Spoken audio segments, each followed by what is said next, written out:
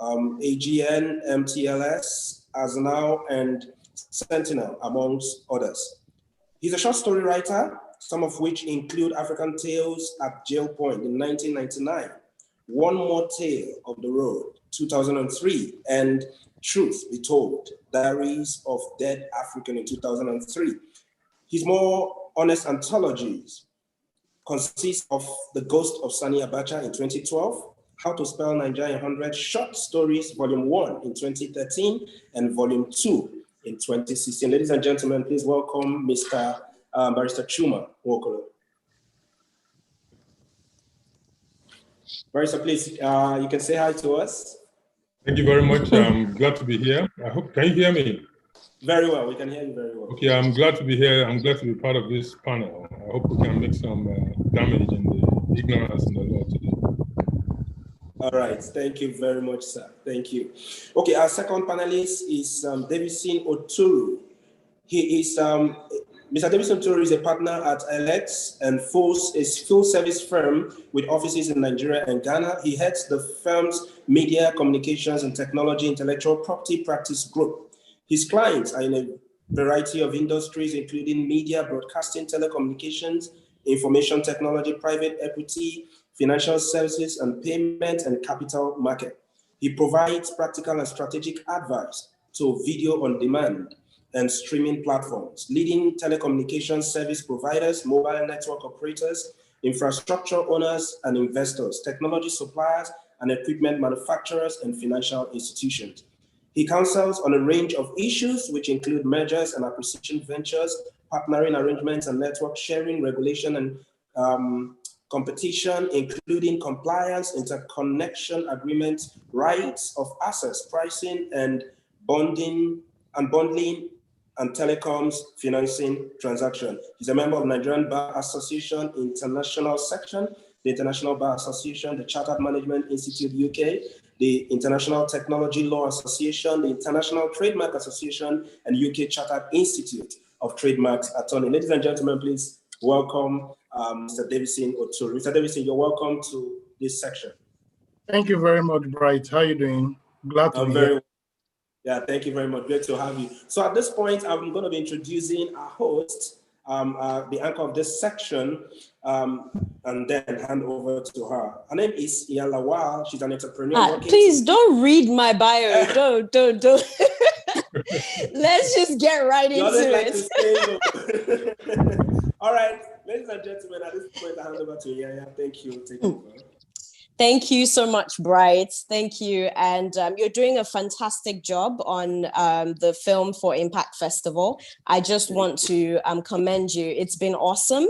A lot of people have joined several sessions and we're getting incredible feedback. And I think, yeah, this is the change that we're asking for in the industry. So I just want to commend you. Barrister Chuma, you're welcome.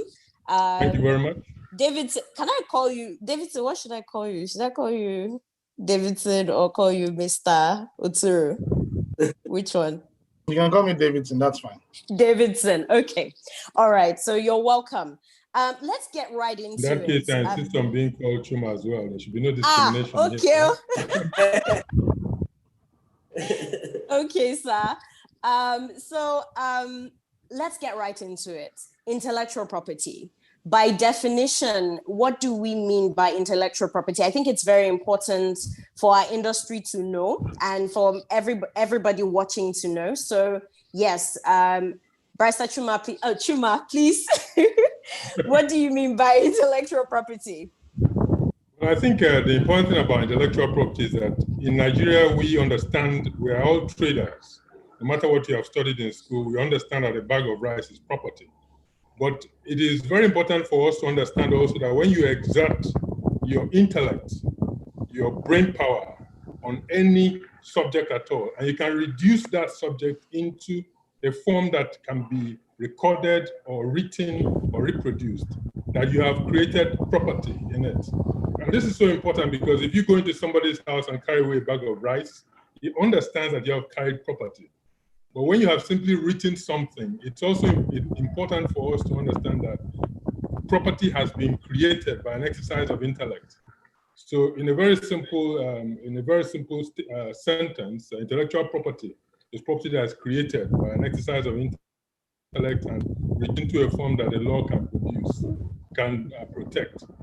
Fantastic. Thank you so much. Davidson, I throw it to you. Well, I think it's difficult not calling him Mr. Wokolo Tobarista Chuma, but Chuma has basically said it. But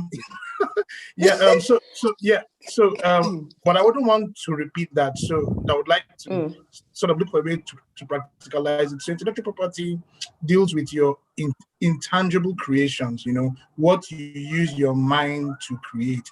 But at the end of the day, those intangibles can actually end up being tangible such that you could see them. Chuma gave the very good illustration talking about, buildings and all of that. But you may surprise people to also know that something like a building is actually a creation of your intellectual property. Now, what do I mean? So for that building would come designs, architectural designs. You can actually protect that design for that building as intellectual property under the design protection, because that deals with the shape and the structure of it. Take your iPhone or your Samsung phone. Though tangible in itself, it is made up of intellectual property, the intangibles in themselves. So you have, without your iPhone, you have a trademark, which is the Apple logo that you typically see on it. You have the design, which is the shape of the phone, and which has to be registered so that wherever you see that shape, it's an Apple phone. You have the software that goes into creating it and making it unique in itself, which is copyright and in some cases patent. And then you have the operating system. So while it's a physical product which you can pick up and use to make a call, it's actually made up of intellectual properties. And without intellectual property, that phone would not exist. So it's a creation of your mind, like Chuma said, but even though intangible at the time of creation, it eventually leads to what we see all around us. And in the absence of that protection of that property, then anybody can steal it and claim it as his own. By protecting it, you're probably making billions out of that creation that you have made. Fantastic. Thank you so much. I thought that definition was key because we struggle in the creative industry. A lot of people struggle to define what intellectual property is. And that takes me to the next question. I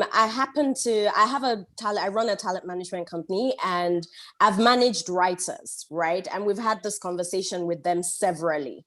Now, at what point should a creative begin to protect their intellectual property? I'll start with writers, right? And I'll give you an example just to open the question, brother. A producer calls a writer and says, yes, I would like to have a meeting with you to discuss an idea I have. And then the writer goes into the meeting, starts talking to the producer. The producer says, oh, this is the idea that I have. But then the writer starts to chip in bits, oh, yes, the character can do this, and then do that, and then do that. And eventually meeting is wrapped up, and then they do an email. The producer sends an email to the writer and explains gives the synopsis of the story just to follow up on their conversation, and then add bits of what the writer says to the brief that he has given or she has given. And then the writer says, but no, I told you this, so I own part of the intellectual property. In this case, with the writer, whose intellectual property is it? And at what point should the writer say, okay, I need to protect my intellectual property? Should the writer not add their bit to the story? Or at the point where the writer is adding their bit to the story, should the writer disclose and say, oh, now I'm going to add my bit to the story, but that is my intellectual property. So how should that go? I'll start with Mr. Yeah. Yeah. Okay. Basically, the general principle is that there is no copyright in ideas, which means that the law is not really after protecting ideas in essence. But what it does is to protect the form in which you have set out those ideas. So I would advise that if a writer was going into a meeting, not just a writer, but it could be anything, a scientist, whoever shares ideas that are valuable, he should have a good sense of his own value. So if he's trying to prove his value by bringing out ideas and impressing his potential hirer with how versatile and how brilliant he is, that's up to him. But if you have a decent idea of your own value, which means you go into a meeting knowing that you can write a script, in that you are not necessarily then going to help anybody to develop an idea. You are simply going to give them some pointers in the direction in which you can develop the idea, and then have them hire you in writing to put those ideas into a form that can be protected. But if you had to discuss details and share value that you would be hurt to lose, then I would recommend you get a retainership for that meeting. You are paid to go in and add value in a meeting. That's also okay. In which case, any ideas you share belong, if they like it. You know, people can hire you to on spec to share ideas, to bring, to brainstorm in a meeting. You are paid for that meeting. Any ideas you give out there, that's fine. Alternatively, you could produce a non-disclosure contract, which could be very formal, very brief, which protects any ideas you have shared from being used subsequently. And if it is used, it gives you a reason to complain or a cause of action. But generally speaking, just discussing an idea with a potential hirer doesn't give you any protection at all. Okay. Davidson might like to jump in here. Yeah, I think Chuma has said it all. So, and he hit on something from the very beginning that intellectual property does not protect ideas, you know, and it's important that we know that, because people think that when you have an idea, you know, but here is what can happen, because copyright, which is a form of intellectual property that covers script writers, literary works, and all of that, it's unique in itself, and it's probably like no other type of intellectual property. Once you fix that idea in writing, then it enjoys automatic protection. So even if it is in the form of a pitch deck, you know, or a presentation that you will take for that meeting, it is protected already, such that you can claim ownership and priority over that idea you had, but you have put out in writing, you know, and it is clear.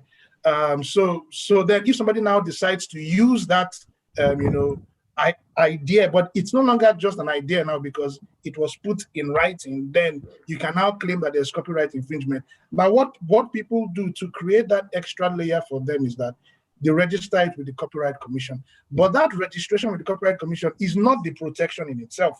You already had protection. What that registration does is it allows you to now have a certificate from you know, that body, from the Copyright Commission, that shows that on so and so the INEA created this copyright. So then, you know, if those guys now decide, because what can happen and what happens really is that the other guy who stole your idea will also write his own and say, I created mine before you. In fact, I even had the idea before you came. We just brainstormed, and, you know, but at least having that external evidence now shows that there was a particular date and there's a public record of when you created it. So it now gives you that extra protection and layer to say that you own priority over that. Yeah, and of course, a non-disclosure agreement also helps, even though in Nigeria, sometimes the agreement is only as good as the paper that you write it on. But it's still a good place to start from, because for people who have the integrity, they will then know that, well, we already signed this person has given us this idea. If we violate it, then there could be consequences. And non-disclosure can also serve as a trade secret protection type of thing, especially when you have something that is peculiar to you, and if it is disclosed out of that setting, then it makes you lose the profit you have, because once it goes beyond that point, you no longer claim protection over it. Okay. Okay. Yeah. Thanks for that answer. So, who should educate who in this sense? Should it be both the producer or the creative, or the producer and the creative? Whose responsibility is it? once a meeting has been set, to say, okay, we're having this meeting, we plan to share ideas. Have you registered something before? How is this supposed to go? Now, I'm asking this from a layman's point of view. There are people going into the film industry who are just going into filming for the first time or just entering the industry. I want to break it down from that angle. How do you go about it? Because in some cases, people have said to me, if a producer asks you for a meeting and you're a creative and you start sending them, legal notification, or, so you start saying you lose the job automatically. And I've seen it happen. It's happened a lot of times to my clients as well. So how do you go about this? How do you suggest you go about this? You're a creative, someone calls you for a meeting. What's the first thing you do? Well, I think the first thing you do is to put things in writing. It's really, everything is all about proof. So do as much as possible in writing. If somebody calls you on the telephone and tells you something, send an email saying, well, I refer to our last conversation. You said this, I said this, I agree on this. And then you move on. So the more you set into writing, the more it is, the easier it is in 4 years' time to say, on 12th of April, 2019, you said XYZ. And it's not going to be so, I remember this or you did know. So set as much as possible in writing.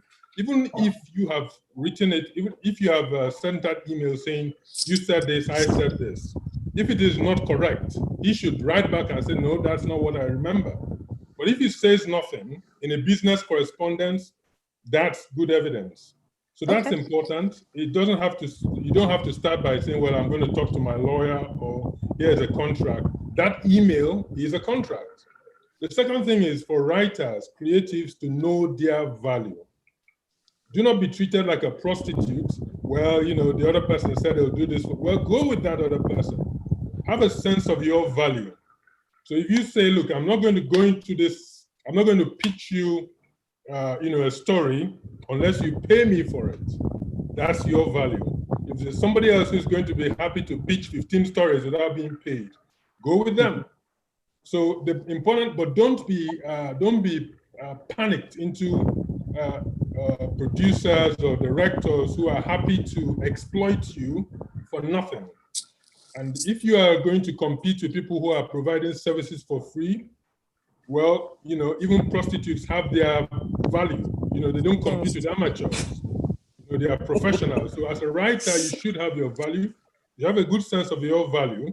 You have no problem with sharing ideas. This is the sort of thing I think I want to write. You have to be able to discuss.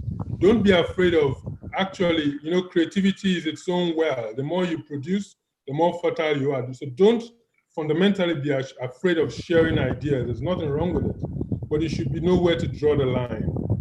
You know how much, by the time you're putting 3 hours into a pitch and you're giving it for free, there's a problem there.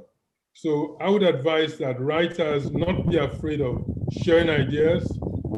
Once you produced it, you've got copyright in it. So don't be afraid of it. Send it by email if somebody wants to read it. If in 2 years' time the film is produced with those ideas, that email shows that before the production was done, you send them the idea. So they've simply done a film for you, for which you will be paid when you talk to your lawyers. So don't be afraid to share ideas. Don't sit on your ideas. They will go bad. Somebody else will create them originally. So share, but protect yourself by writing, protect yourself by documenting, and then know when to talk to your lawyers when people are becoming, when people are becoming a little bit funny. Okay, Davidson.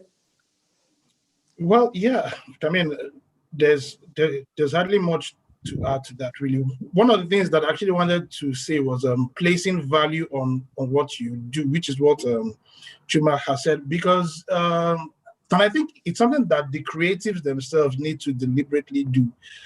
If you are afraid that, well, if you decide to formalize things, then they wouldn't give you the work.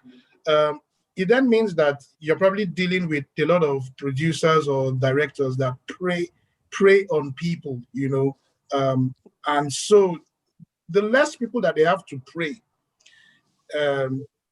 the better the industry will become, because they will then know that you won't see a writer that is worth his salt that will be willing to just have random conversations where you just take the ideas and then give them nothing. You can't be pitching for like 3 months. They will call you and say, "Oh, what's going?" And then you keep telling them, and then everything is just on phone or in meetings and all of that. You need to, like Chuma said, know where to draw the line. So without scaring them away, because you need the opportunity. At the end of the day, placing a value or a premium on what you do will definitely make you stand out from everybody else. And if most of the creatives are doing that, then it now becomes a standard within the industry that you will not be able to take these guys for a ride because they know their stuff, And I totally agree with you. When I started talent management in Nigeria, there was a lot of kickbacks from producers. A lot of them would say, "Oh, I would never work with your clients anymore," and all that. But these days, there are more people standing for their rights and saying, "No, this is my idea. This is what I want paid for it." And people are gradually sinking in. They're quite gradually aligning, with the idea of respecting people's intellectual property, at least a lot of people. So I totally agree. The next question may seem very, simple. Everyone should know, but trust me, a lot of people do not know. The definition of non-disclosure agreement. What would you say a non-disclosure agreement is, and why is it important? I know we touched on it earlier, but I just wanted to go deeper into it. It's very important. What is a non-disclosure agreement and why is it important? Non-disclosure agreements can be extremely complex. They can run into realms, but in brief, all it is when you're going in to discuss an idea for possible development, whether in film, in inventions, in productions, whatever it is, you need that atmosphere of freedom to be able to discuss your creative ideas, to be able to share them. And it's almost like a memorandum of understanding in which you open yourself up to share value.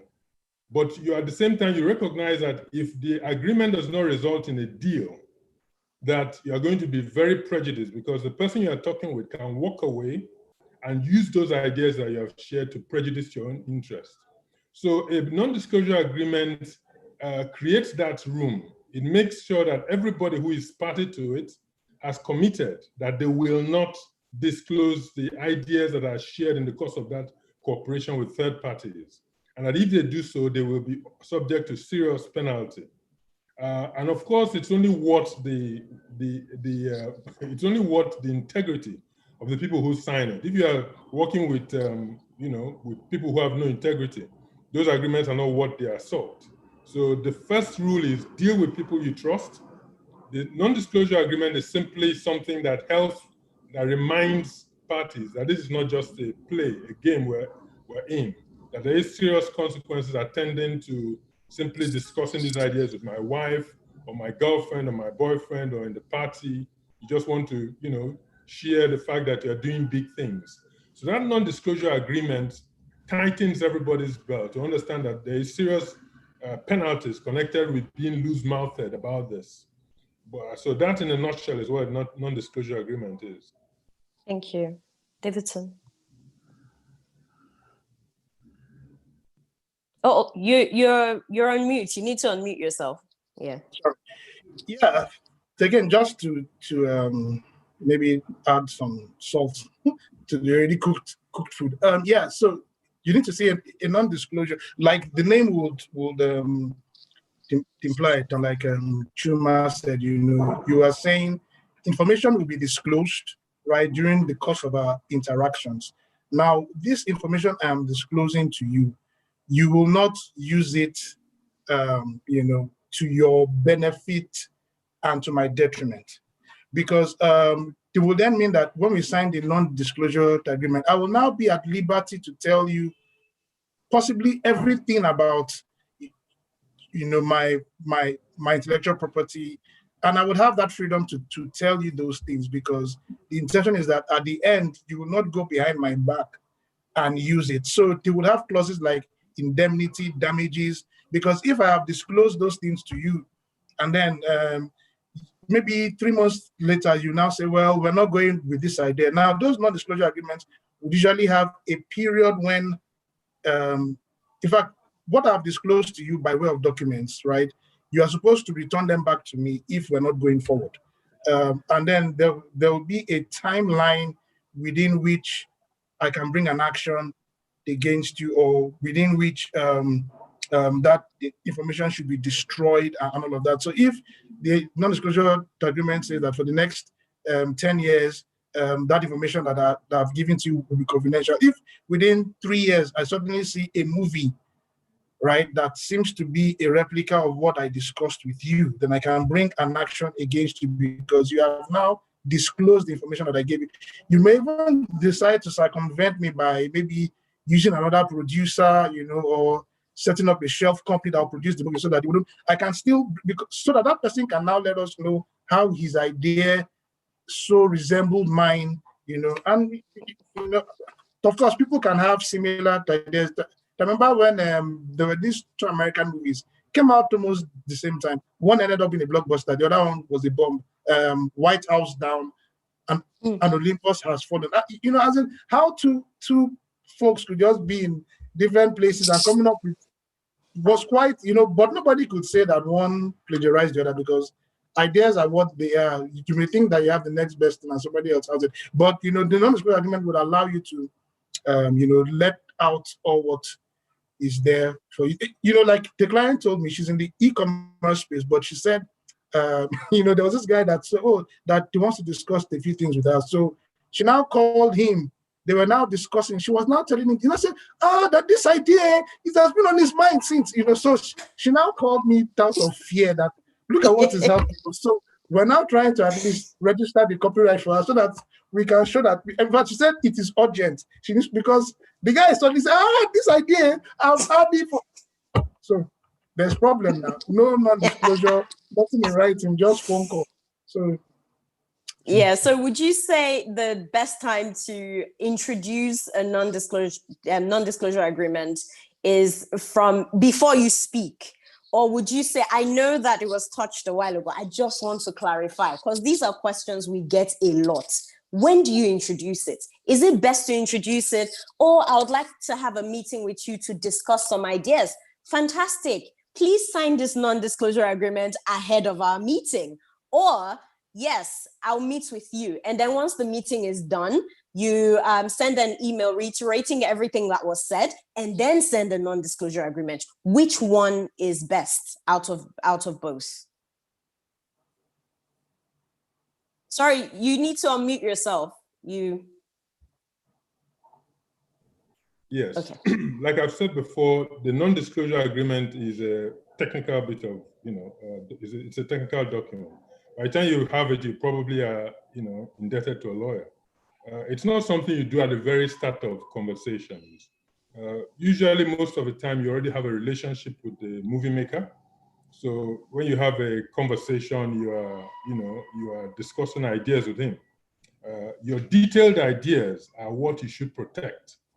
The general thing, I'm thinking about a film, think about the Titanic, but set it in, River Niger, that sort of thing. That is not what you go into non-disclosure agreements with. But your detailed structures, your characters, your treatment, and by the time you go into detail, you want to do that. And this is most important when you start working, because film is a very collegiate activity. When you're dealing one-on-one with maybe a filmmaker you've already worked with before, you may not need that.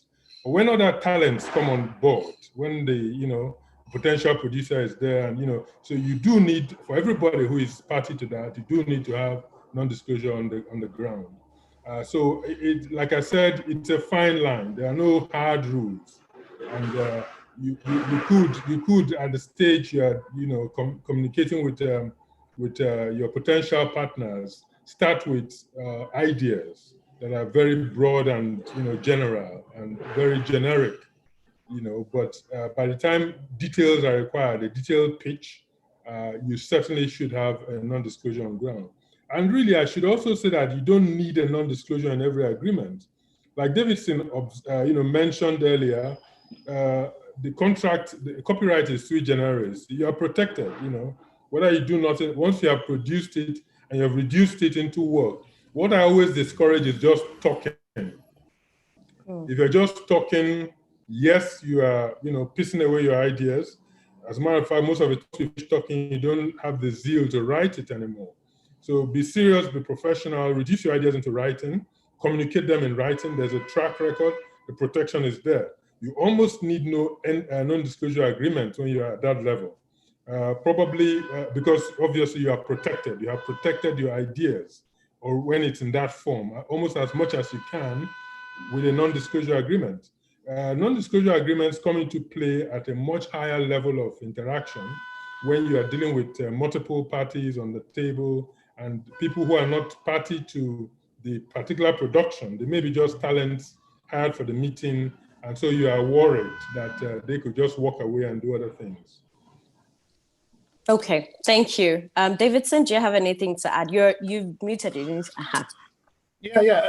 I mean, I agree to 100%. There's no hard and fast rule behind when a non-disclosure should come forward. I think for most times you will know when it's time to do that. They probably won't be at the stage of preliminary meetings when they are still trying to feel each other out. Like Chuma said again, I mean, if I'm a producer and I invite you to pitch, by then your pitch, if you didn't have it in writing, just have it in writing, have it well set up, and then pitch on that. Now, if the producer now says, oh, wow, this is fantastic, we need to take this forward, you will then know that, okay, we're about to enter into some form of, formal relationship where more disclosures will be required of me. Now, so by that time, when I now start talking about simulations and different things, you will know, okay, well, you may not even just talking about non-disclosure, so there will be other types of agreements. You will now say, it's time for us to probably start looking at these things, just so that you can even let the producer know that it is to protect both of us, because I don't want the situation where you may have similar ideas now and then, so let's do this so that we can freely, move forward beyond these preliminary pitches and all of that. So you will know when it's time, but maybe they won't call you into pitch and you now start saying, okay, before we pitch, here is a non-disclosure. The person will say, but we've not even seen anything or said anything now, so don't make it premature. You will know. I don't think that there's any hard and fast rule. Some may say at that beginning time that we want to take this forward, this is great, what do we need to do? And then you move on from there. So okay, fantastic. If I may add something here, I think it's important at this stage to suggest that creatives should have a good relationship with an intellectual property lawyer. The field is reasonably complex. As you walk in the field, you get some basic ideas about what to do and not to do. But for almost every rule, there is an exception. It takes a skilled intellectual property lawyer to know these exceptions and to advise you. And usually most intellectual property lawyers will be discreet. It will not be immediately obvious that you're working with your lawyer, because you're not going to be walking around with these sheets of documents, but he will be advising you behind the scene about what to do, what not to do. And even when you're writing your emails, if you have a relationship with a lawyer, your emails will be clever without being legalistic, which is what really turns people off. So that is something I would say, because most of the time, you don't even know when you are infringing copyright unless you have good advice, because there are, for every rule that, oh, this is copyright protected, there are a dozen rules saying, well, there's an exception to this, rule. So, and it takes, somebody who is versed in the field to be able to advise you. And what I would also say is that film is big budget. It's big budget. If you are spending so much money in producing a film, why do you want to, cut corners in legal advice, when you know that this could, really imperil everything? So I would advise that both for the creatives who are seeking protection and for the producers and the filmmakers who are seeking to, protect their projects, it's important to get good advice in a timely fashion. Thank you. And that takes me to the next question. But before I get there, I think it's also good for creatives to educate themselves based on everything we're saying right now, because there's some meetings that go that fast. You meet someone, you click, you feel like this is the right person. Oh, I've got my director, I've got my writer, I've got my producer.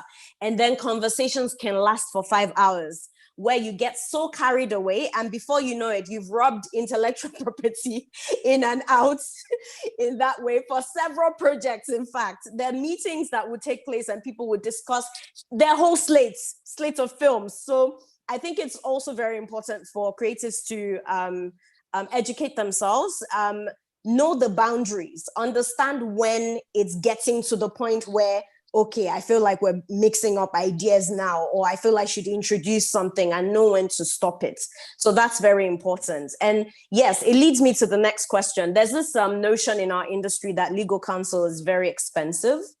And yes, it's good to have legal as part of your production, but with the kind of budgets we're having in Lollywood, how do you think, or how do you advise creatives to go about it? I know legal is very important, but then with the getting legal counsel being expensive, or I don't have the money, what do you think? What advice would you give to any creative on that? I think that if you think legal advice is expensive, try working without legal advice.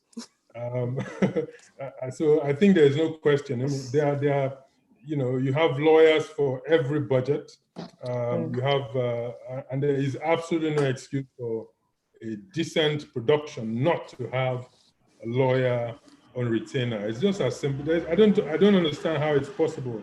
I mean, even in the case of, there's this case of The Hangover. If you remember the Hangover series of films, Hangover 2, where Bill Tyson was one of the characters. I mean, he had a cameo appearance, I think. And there was one of the characters who had Tyson's tattoo on his face. Something as simple as the tattoo on Tyson's face, with Tyson as a member, as an artist in the production. The film itself, the release, was actually imperiled because they did not get the sign-off from the copyright owner of the tattoo. So the artist who designed the tattoo and who tattooed Tyson actually got Tyson to sign a release that the production, the design was his own. And so even though Tyson went into this film and played the role, and the tattoo was used on another character's face, it ended up being, the entire film was stuck in court because they did not get the copyright owner's sign off. So this was a problem that could have been sorted out with competent legal counsel who would look at a tattoo and say, this is something that can be protected by copyright. Who is the copyright owner? And those simple questions, which a layman will not recognize, but a lawyer who is trained and who is a specialist in intellectual property would immediately, it will ring a bell and he will say, look, let me see the release for this design. The design did not fall from heaven. Who created it first? Has he signed off the release? Those are questions that a skilled technician, a skilled lawyer would ask. A non-lawyer would not even recognize it as a question that needs to be asked. And so when you have spent your millions of dollars on a production, because you cannot afford to pay lawyers, and then you end up not being able to release it, tell me what's more expensive now, whether it's the ignorance of the law or the fact that you simply cannot afford not to get legal counsel. So I think anybody who says he cannot afford lawyers is not yet in business. He's really, it's like somebody working for the copyright owner. Because if you don't pay a copyright owner at a point where he will be happy to accept 100,000 naira, you're going to have to pay him when he insists on 100 million naira, which is everything you've made on your movie. Fantastic, thank you. So Davidson, I know, Davidson, this question specifically for you, because I know you're working with a lot of creatives as well and specialize in intellectual property. So yes, this question, please, moderate. Just go in and give us examples based on the experiences you have. Well, yeah. So, I mean, I can just start off by giving one example. But the truth is, you're never too big or too small to have a lawyer. Trust me. I mean, once you start creating stuff, man, you'll be shocked. And I'll give you an example.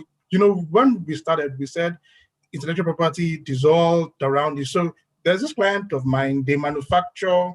Anyway, maybe I'll just disclose. It's not. I mean, the manufacturers of Dettol.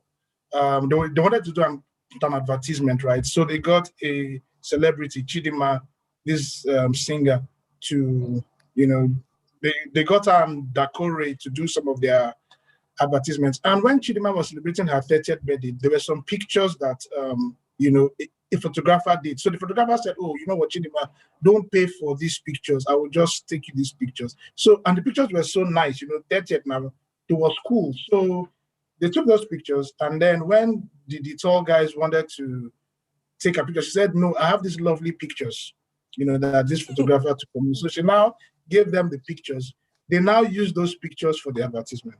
So the photographer saw the pictures and now sued the manufacturers of.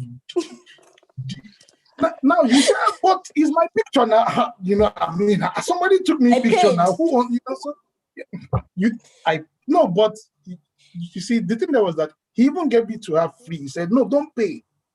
Oh, you know, so yeah, you know, so it would shock you that a company like manufacturers of Dettol that are big international brand would not avert their minds to a few things. Well, somebody is giving us picture, even though that picture, you know, has an image. There's something that is called image rights, which needs to be considered. I mean, you know, there's only somebody that's an IP lawyer that would, of course, be able to, you know, and without taking legal advice, they use the pictures and then had a lawsuit. We had to settle that suit out of court because, I mean, by the time we gave them the opinion, it was clear now. To be honest, I mean, the photographer had the rights to those pictures, and it's amazing how those kind of things play out.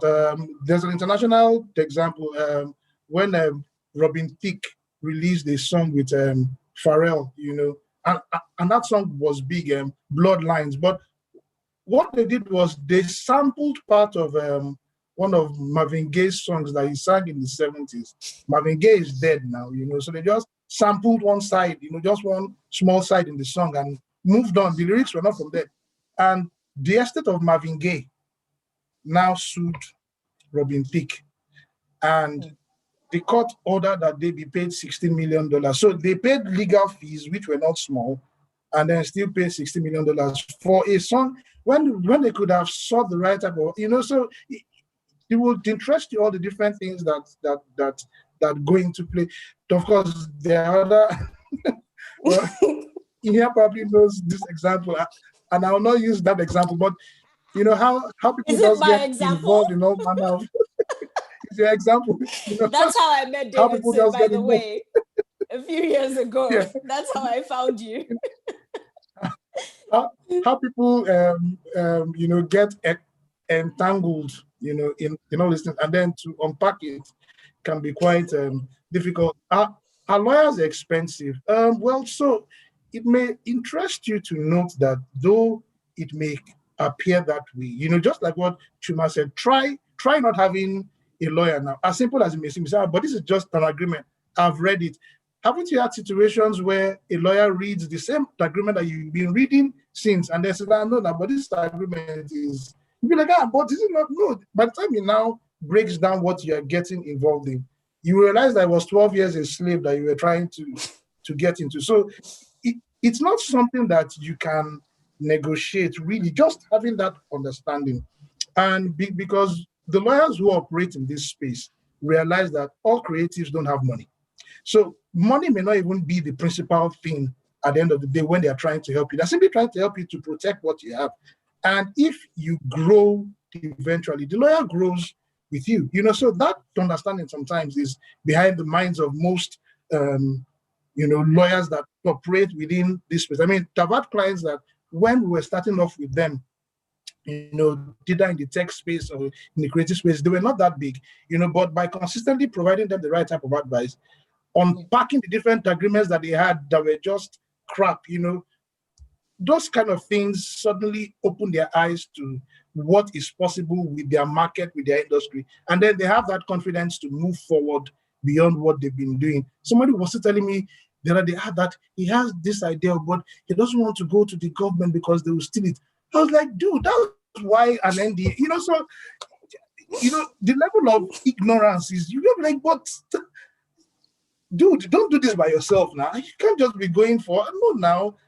Okay, if you don't want government to steal it, you will now be on your own because you don't want government to steal it. Then how will it become what it should be? And that's why lawyers are there, so that they will help you protect what you have. So you can't run away from it, or else you will either remain small or they will steal all you have and you will remain with nothing. So it's a no-brainer, really. Just understand that fact and work with it, work with it. This session has been awesome. Any last advice for creatives out there? I'll ask you, and then Davidson, you can answer. Last words, advice on intellectual property. My advice for creatives, as a creative, I'm both a creative and a lawyer. So if I put on my creative hat, my advice for creatives would be, don't be afraid to create. Don't be afraid to share your ideas. I think ideas have a lifespan. It's like milk. If you don't use it, it is curdled. And if you stop sharing it, you stop becoming creative. You become a writer is someone who writes. So you must continue to write, you must continue to create.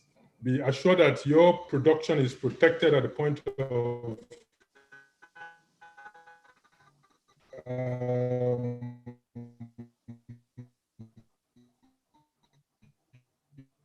Sorry, is that my network or?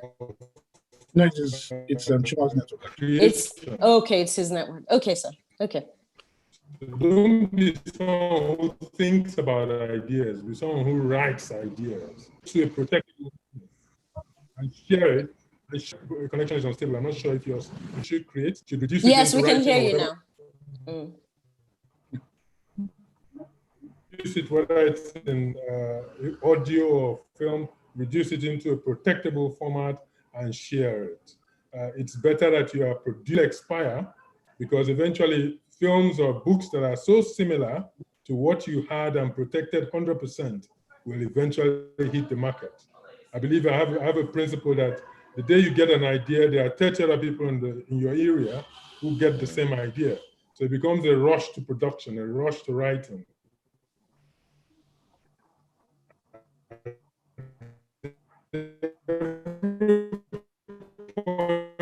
Your story appears, there's somebody who is hitting his head, oh, I heard that, I create, and talk to your lawyers. Thank you. Thank you. Thank you very much. Davidson? Well, yeah, so I'll probably end with where I started, which is that intellectual property is all around you. What you have that you may think there is little or no value attached to it, trust me, may just be the next big ticket transaction that you may have out there. So stay creative. Know what is original, because sometimes we may think that what we are trying to put out is actually original. Man, something like that already exists in more ways than one. The idea you had probably came from what you saw. So know what to set out as your own thing. But like Chuma said, don't be afraid to create. Don't be afraid to stay innovative. I think we live in a society now that is hungry for creativity. So you couldn't be in a more opportune time than now, when what you bring out, could probably transform not just your own, life, but the ecosystem that is around you. So stay creative. Don't be afraid, but get a lawyer that understands. Not all lawyers are the same. So you cannot meet somebody who does land transactions and is, and then tell him that you have copyright to protect. He won't know what you're trying to do. So. So thank you so much. And that is also very important because people either go on the internet, download all sorts of documents and use it for their productions, or they would go to, like you said, a land lawyer and say, oh, can you help me with this? And those ones who just put something together. It's good to get the right lawyers on board as well. So thank you very much. Amazing, very educative. We should do this often, Bright. Let's organize this sort of thing, and if possible even longer, because I was going to go next to the trademark conversation, but yes, I know we're out of time. Bright, do you want to close us off? Okay, yeah, thank you very much, Ian. Thank you, Mr. Chuma and Davidson. This has been great. I mean, we had to tell all filmmakers went out for this festival to see and be a part of this. And I mean, it's a conversation we want to share over and over again. For filmmakers, I think we really need to learn seriously when it comes to property rights. I think to a large extent, a lot of us are careless. That's the word. I mean, I've also had a similar experience where out of carelessness, we do certain kind of things. And when you go that careless with intellectual property, the consequence, is something you will just have to face. So I think one of the ways to start being careful is to care about intellectual property, not just your property of other people too. As filmmakers, we're creatives, yeah, but we need to be careful. And I really accept what, align with what Mr. Chuma said, and also Davidson reiterated. There are some works we may not be able to do better. That's why we need an intellectual property lawyer to be able to help us. We can't do everything. We want to be the writer, director, producer. We also want to be the lawyer. We want to be everything. So sometimes it gets us into problems that may now cost us so much. So I really want to appreciate our panelists for helping us deal with this. I know we've not totally dealt with this subject. Like Ian said, yes, I will gladly have our panelists back on another occasion to discuss this and discuss it much more. So thank you very much for joining the section, and we appreciate you greatly. And thanks for everyone for joining. Thank you very much. You're welcome. Thank you. Bye, everyone. Thank you. Yeah, bye. Bye. Okay, so immediately after now, another section, it's holding. So for the filmmakers, please, we're still up for the next section. So we'll just move you into the waiting room for just about 5 minutes. Within 5-10 minutes, we'll move you back into this room. So Michael, please, you move everyone into the waiting room. Just Axel will be in the room. Leave Axel in the room, then move every other person into the waiting room. Let's just have 5 minutes technical, and then we'll move everyone back into the room. Thank you very much. Axel, you're welcome.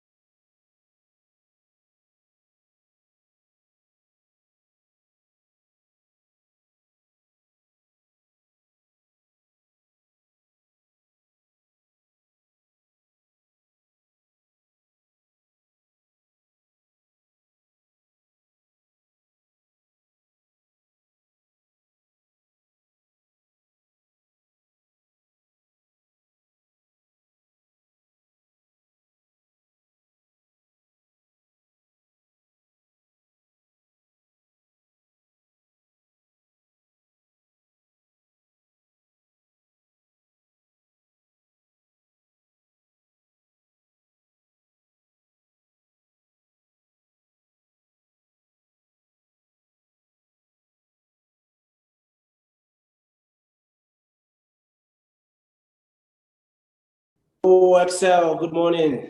Hey, Bright. Good morning. I'm going to make a PowerPoint. So let me just check that the share screen is working. Exactly. I wanted us to do that before I let every other person in. Perfect. Let me try share screen. Keynote. Wait. Let's see. Okay, wait. I need to restart Zoom. 1 second.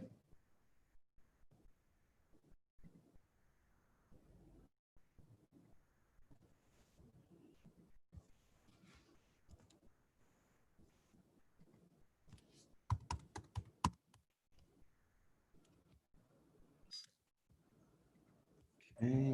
Hello, good morning. Good morning. 1 second. Let me try that share screen. Thanks for joining. Okay.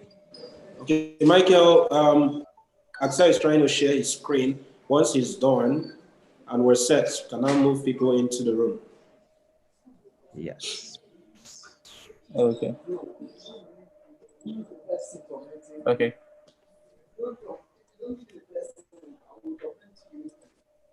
Hang on.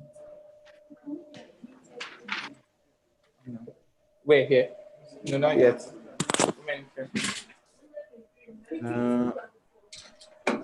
Michael, I can hear you.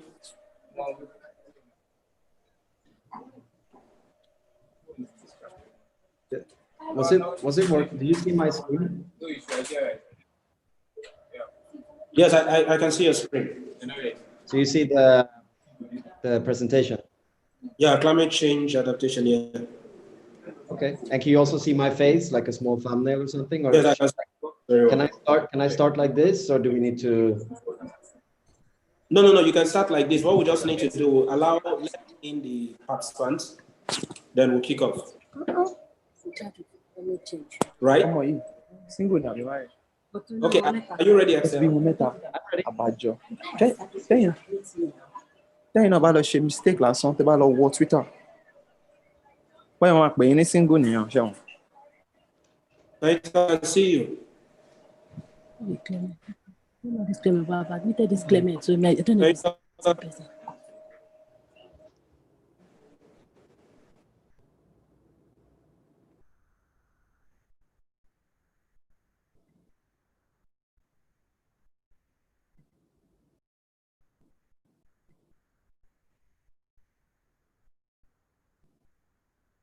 Can you guys still hear me?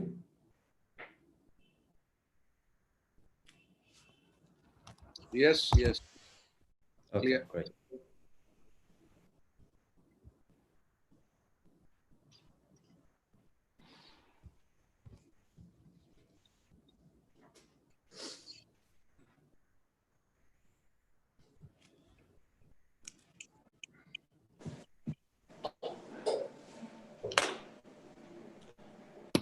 Okay, Axel, are you ready now?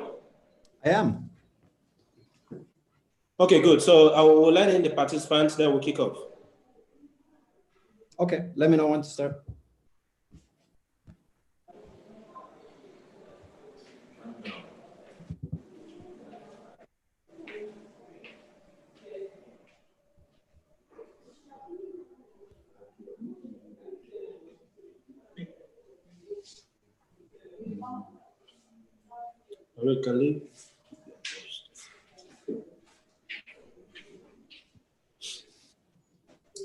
Okay, that's it. The participants are in.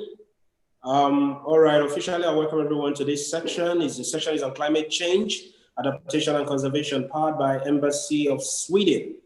And having joined us here is Mr. Axel. Axel will be taking us on this, and will be giving us an open presentation on this, and then we have a few conversation on what we need to know and how we need to navigate this theme. Axel, over to you. Okay, thank you, Bright. Good morning, everyone. My name is Axel Hallgren, and I work with environment, climate, and communication issues here at the Embassy of Sweden in Abuja, Nigeria. And we were invited to try and shine more light on this issue of climate change and in particular conservation and what can be done to adapt to the climate change issues that are upon us. So what I'll be doing today is I'll try to just, because me working in the field of climate change, I take some things for granted, but I'm going to try to just go through the basics of climate change, its impacts, what we can do to mitigate it, what we can do to adapt, and then we can take the conversation from there. So it might be a bit lengthy, but bear with me, and let's start. So this is just a quote from the Global Commission on Adaptation, and that is that climate change is upon us. Its impacts are getting more severe with each passing year. And just to start, when we talk about climate change and global warming, there is strong evidence that we have warming, and that the current warming trend is of particular significance because most of it is extremely likely, greater than 95% probability, to be the result of human activity since the mid-20th century, and proceeding at a rate that is unprecedented over decades to millennia. And I wanted to show this movie that it's from NASA, satellite images of global temperature anomalies from 1880 to 2019.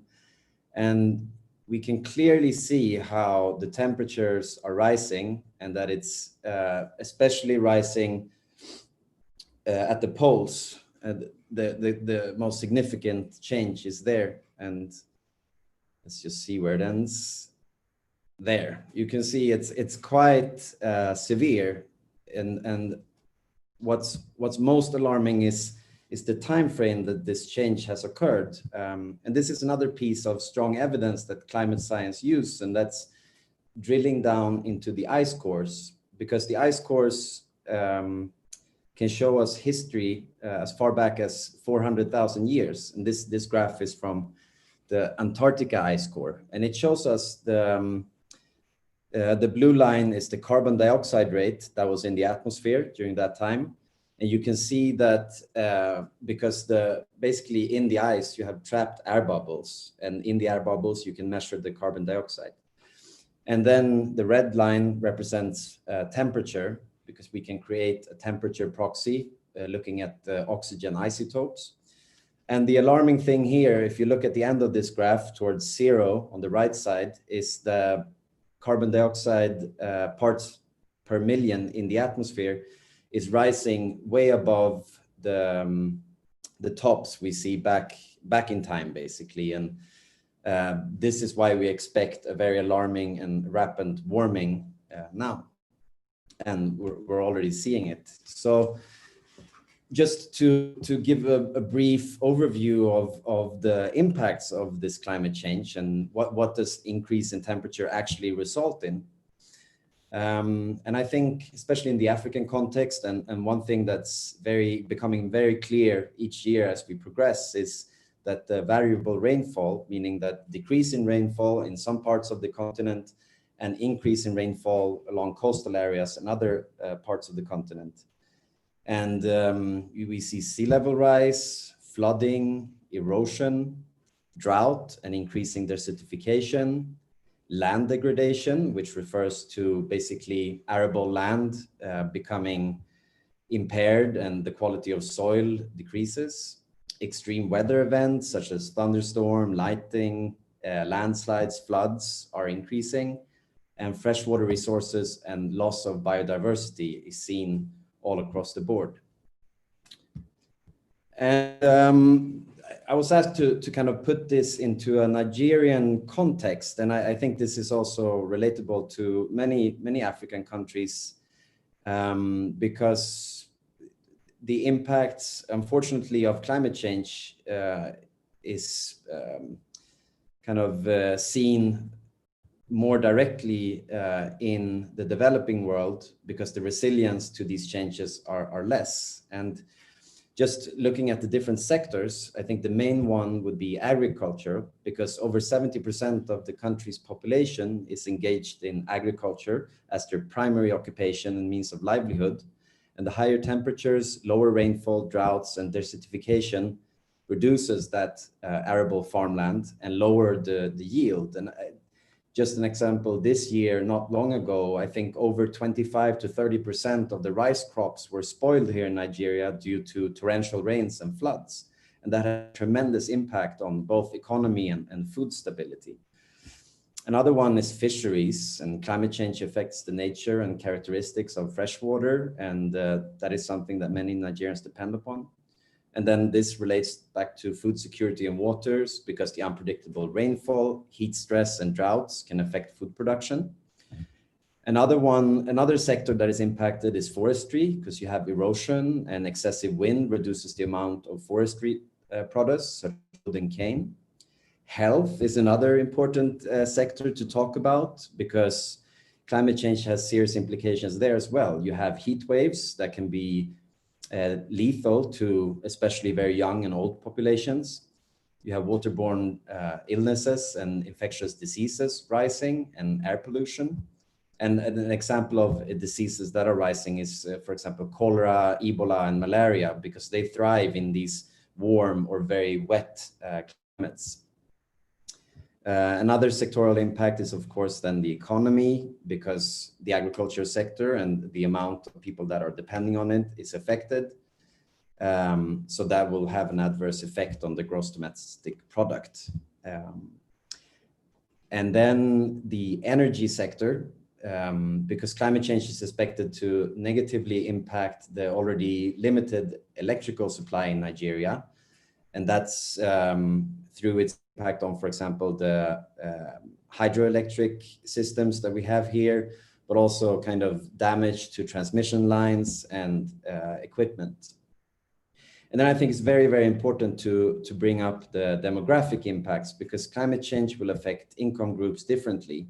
Classes and occupation and age vary, and the high vulnerability of the, for example, agriculture sector to climate change will continue to affect women disproportionately, as a large percentage of women are poor farmers in the country, and they rely on these small scale and rain-fed agricultures.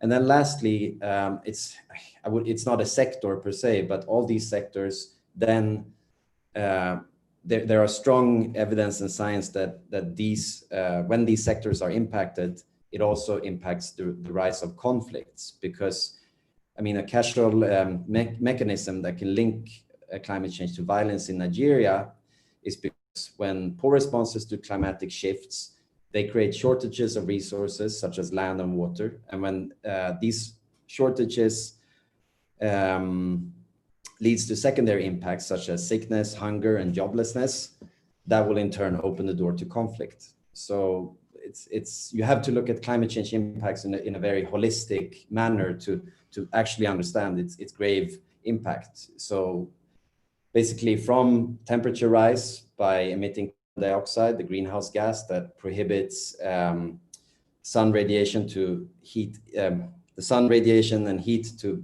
go back into the atmosphere, leads to all these impacts. And I mean, talking about how we can mitigate and kind of do something about this, there are, of course, a myriad of solutions, but the main issue is, of course, the energy sector, because that's where most of the emission occurs. And it is important to control these greenhouse gases by moving towards a renewable development. And in Nigeria, despite that there is kind of a movement towards developing policies and legislation towards renewable energy, there are very few existing renewable energy projects. And as most of you know, Nigeria is very, very oil dependent, and that can be a resource curse that Nigeria needs to move out of for several reasons. Another mitigation policy would be tree planting and reforestation. Reforestation in Nigeria right now is only about 10% compared to the deforestation rate. So there's an urgent need to aggressively plant more trees. Another mitigation practice would be to start dealing with waste management in Nigeria, because I mean, there are many factors why waste management is important, but when talking about emissions into the atmosphere, landfills of solid waste and waste when it's stacked on each other over time, starts emitting methane into the air. And methane is one of the greenhouse gases that are actually 4 times as potential as carbon dioxide in terms of blocking heat.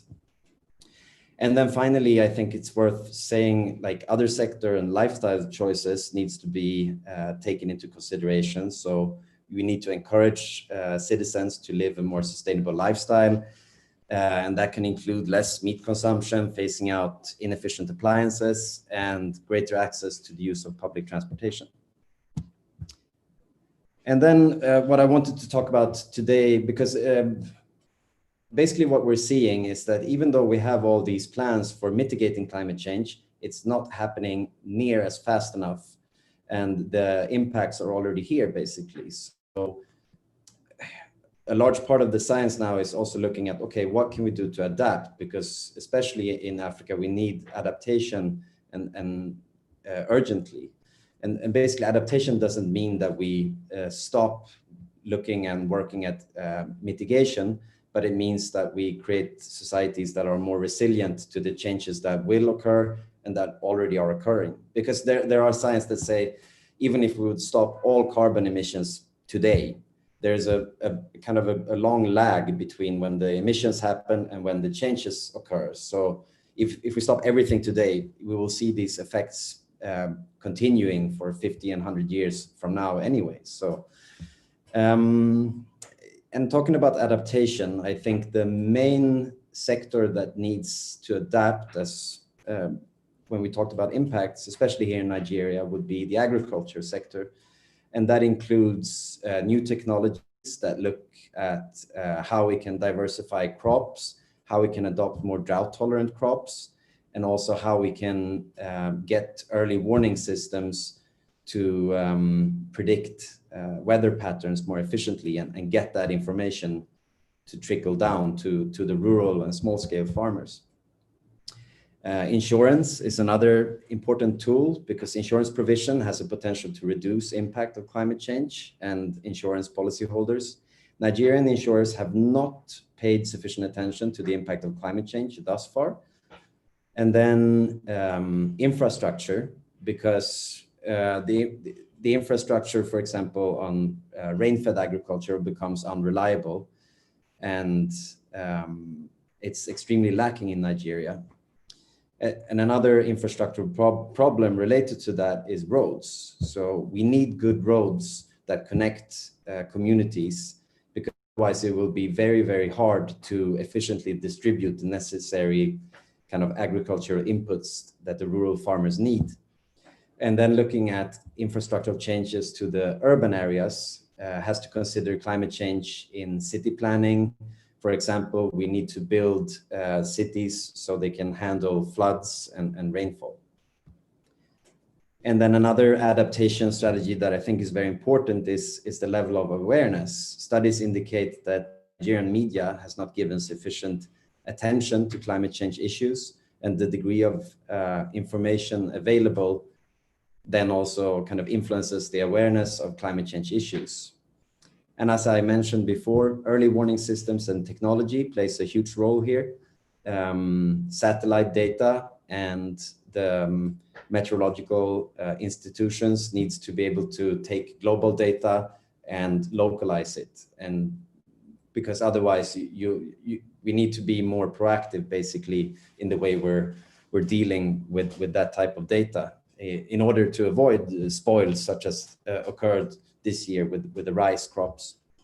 And that also, of course, comes down to the institutional capacity. The government in Nigeria, as well as other different agencies, they have engaged in efforts to combat climate change, but there is a need for more institutions and stronger institutions, such as public-private partnerships that can kind of organize along the value chain and take research findings into the field and help these smallholder farmers to adapt to a changing climate.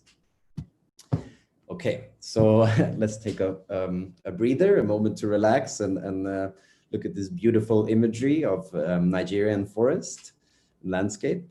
And I kind of wanted to touch upon, because it has been mentioned in some of the movies at this festival, conservation. and how that is related to climate change. And protected areas, they maintain essential ecosystem services that can increase resistance, resilience, and reduce the vulnerability of livelihood against climate change. And today in Nigeria, terrestrial protected areas, the percentage of the total land area was reported in 2018 to only be about 14%. And Nigeria is actually the 4th highest deforestation rate in the world, losing just between 2000 and 2010 about 4% of its forests. And I think a Nigerian professor here said that if this continues, we may witness the disappearance of important natural resources in Nigeria within the next 30 years. And also a staggering number is that Nigeria has lost 96% of its forest due to deforestation. So there's a lot to be done there in terms of both replanting, but also conserving the forest that we have left, and incorporating conservation into adaptation strategies. That can mean establishing a protected area. It means managing the wild populations outside of that protected area, developing implementation programs that restricts areas and buffer zones, and also make sure the harvesting in certain areas are more sustainably, and also look at ecological restoration of, for example, wetlands, and evaluation of which species are on the border to extinction and not.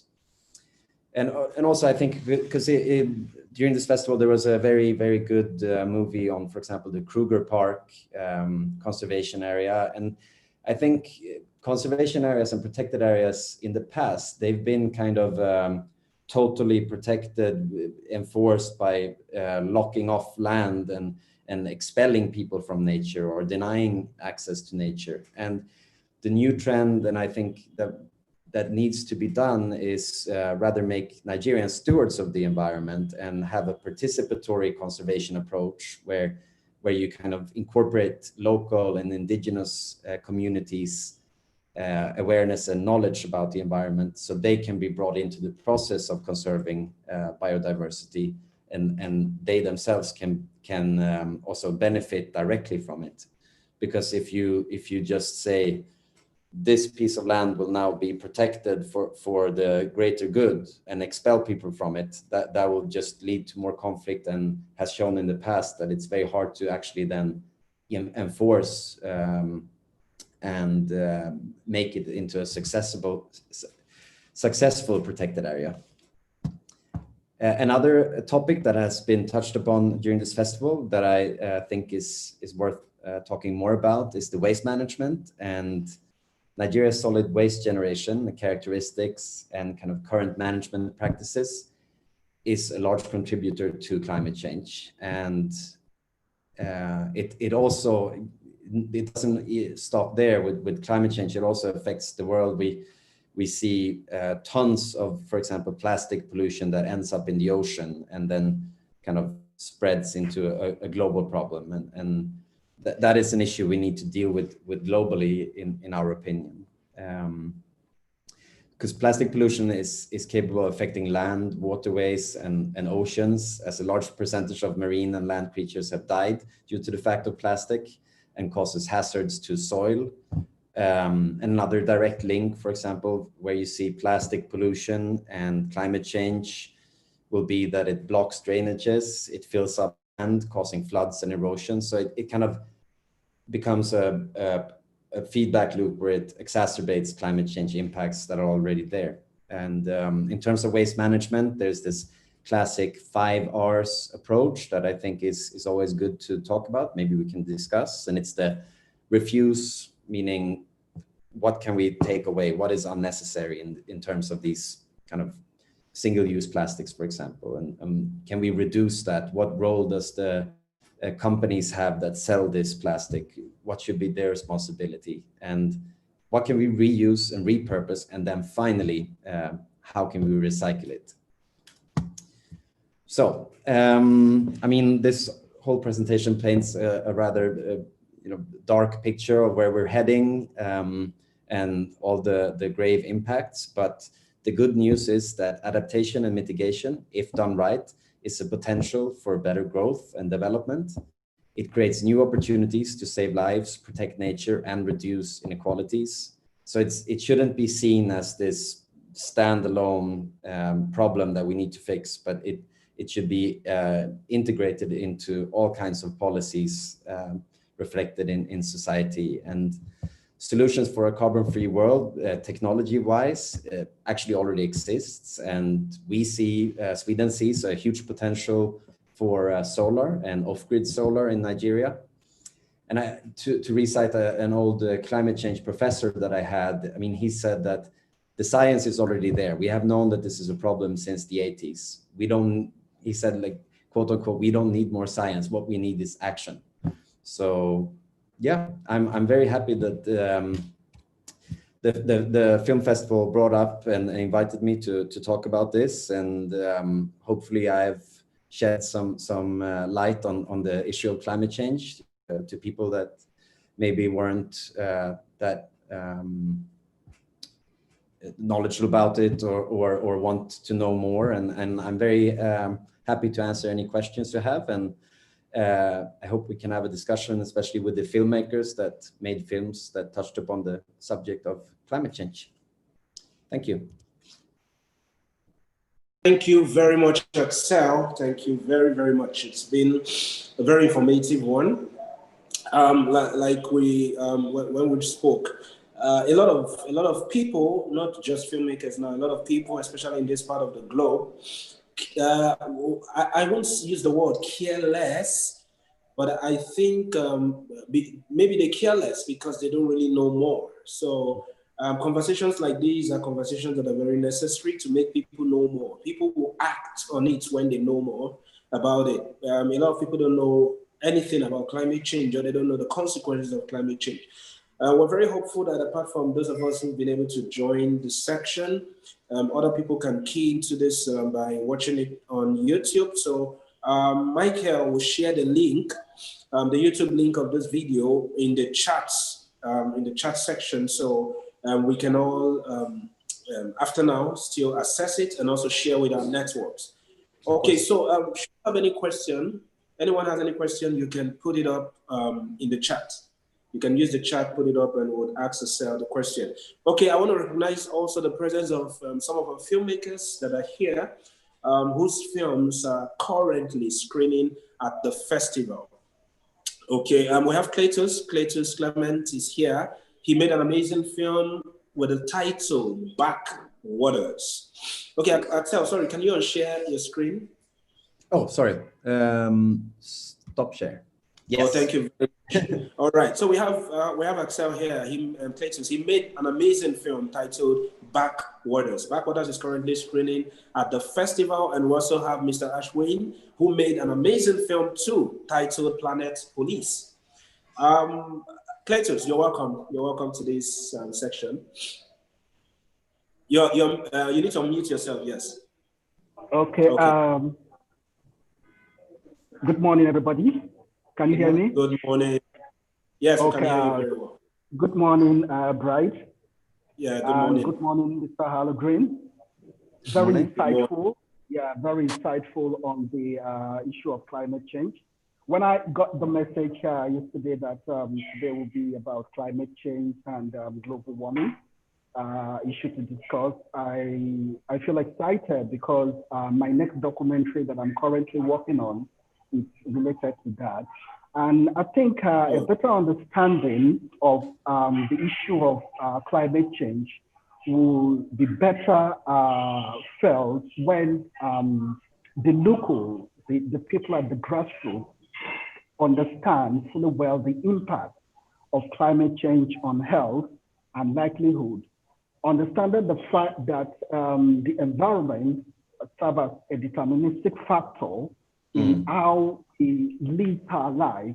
And just like Green said, it's an issue that we don't need to treat as a standalone, but as an integral part of a policy to make sure that there's a call to action in terms of community engagement making sure that the average person, the everyday person understands that there's a need for behavioral change, because sometimes, just like Mr. Bright said, we engage in things that contribute to climate change and global warming without us actually knowing fully well what we are doing, like dumping of refuge in the oceans, and little bits of this contribute to all these things.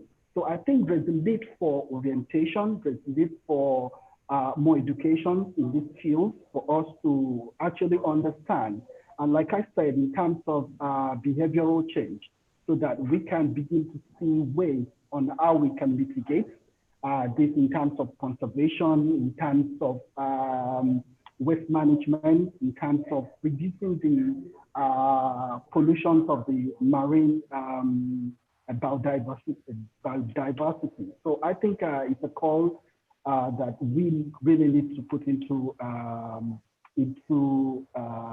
what I would call something that every one of us need to take action with. Thank you. Thank you very much, Cletus. I want to ask, your film, The Backwaters, what inspired the film? Okay, The Backwaters, just like the name implies, actually deals with isolated places. What inspired me, the impact for such visions, was when I came across some documentaries, similar documentaries, that has to do with people living in these kind of places, like the dump site, like environments that are not really conducive. And so when I look at those documentaries, I also feel that there's need for us to allow the people who are directly involved in this to actually tell their story. And then I kind of provide a plain canvas for them to, to tell their own story. So I believe there was more to it than just looking at this sort of people that, oh, they are kind of weak, or they are less privileged. So that actually motivates me. And of course, I wanted something, kind of an issue-based thing that will create a conversations like this that will lead to a call for action in saying that the environment in which we live in is more conducive. And of course, maybe there's a change in policy for the government to actually look into it. Thank you. Okay, thank you very much. Thank you very much. I appreciate that. Okay, I want to move over to Ashwin at this moment. Ashwin, an amazing film you made, Planet Police. Thanks, Bright. Hi, Axel. Hello. Hello, friends. Hello, Ashwin. Yeah, share with us about this film, Planet Police. Well, the idea actually came from, I was actually watching some random videos on YouTube, and I did see a lot of, Axel covered that point about microplastics, plastics, which are actually affecting, marine animals, right? So I was watching some random videos and I came across, how plastic is actually, killing a lot of marine animals. I saw a couple of random videos and that's what inspired me. And I was actually shocked because what I realized was the marine animals are actually eating plastics, right? And then humans are actually eating those marine animals. So actually humans are again eating the plastic which is in the stomach of the marine animals. So it's something which is not only affecting the environment, but also humans, right? Who eat, seafood. So that's when the idea germinated, and I just made the script in an hour. I called my friend who's who's working in a very big telecom company in UAE, and I shared the idea with them, and they decided to produce the movie, and it was all done over the phone, and I shot the entire thing in a day. So yeah, I'm glad you enjoyed the movie, and yeah, I hope it creates whatever little bit of impact it could through Film for Impact. Well, thank you very much. Now, everyone, there's actually a link in the chat section where you have the films that are premiering or that are screening currently on all the films on climate change and conservation there. There's a link in the chat, so you can access those films via that link. There's something you mentioned that, Sarah, I want us to consider very importantly. I said something, it's not just, it's in Nigeria, it's in Africa, it's in other part of the world, but let's use Nigeria as a template, given the fact that the festival is holding here in Nigeria. People do not really care about climate change. This is the truth. People don't care about it. They don't care about climate change. The average Nigerian, how do we assess this? I look at everybody around me. I don't hear anybody talking about climate change. I don't hear anybody talking about what we're saying. I mean, Nigeria just finished, it's not finished, but I mean, maybe the heat of it, of the NSAS protest, it's gradually a bit down. So people are lamenting about police brutality. People are lamenting about human rights. People are lamenting about gender equality. It's not as though there are no conversations on climate change, but I'm saying the conversation are more or less from NGOs and other international organizations and all that. But we want to ask, how do we get the people to really, really care about it? Because when they care, it's only when they really care they can take action. So I'll start from Axel and then I'll come back to Edwin and Cletus. How do we really get Nigerians and Africans and people to care about climate change? Because that's the goal. The goal is to get them to care and take action. How do we really get them to care?